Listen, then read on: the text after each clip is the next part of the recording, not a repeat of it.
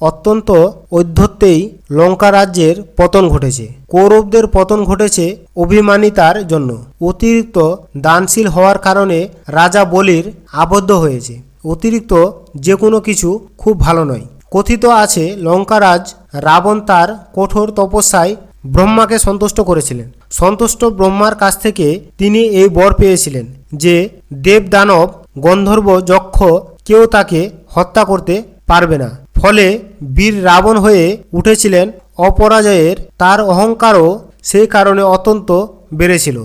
তার এই অত্যন্ত অহংকারের ফলেই তার পতন অনিবার্য হয়ে পড়েছিল। ঠিক একইভাবে কৌরব বংশের পতনও হয়েছিল দুর্যোধনের অভিমানিতার কারণে। পাণ্ডবদের যদি ন্যায্য পাওনা থেকে বঞ্চিত না করে তাদের প্রাপ্য তাদের দিয়ে দেওয়া যেত, তাহলে হয়তো কুরুক্ষেত্রের মতো রক্তক্ষয়ী সংগ্রাম হতো না। কিন্তু দুর্যোধনের অতিরিক্ত অহংকার ঔদ্ধত্য দেখিয়ে পাণ্ডবদের সম্পূর্ণ অস্বীকার করতে চাওয়াতেই কুরুক্ষেত্র যুদ্ধ ঘটে। ক্রমে তা কৌরবদের ধ্বংসের কারণ ঘটায়। দৈত্য রাজবলি ছিলেন দানবীর। তিনি তপস্যা বলে ত্রিভুবনের অধিকারী হয়েছিলেন। তার কাছে কেউ কিছু প্রার্থনা করলে তিনি তৎক্ষণাৎ তা পূরণ করতেন। দানবীর বলে তার অত্যন্ত অহংকার ছিল। একবার স্বর্গের দেবতারা নারায়ণকে বামন রূপে বলি রাজার নিকট পাঠিয়েছিলেন ত্রিপাদ ভূমি প্রার্থনা করার জন্য। দৈত্যরূপে শুক্রাচার্য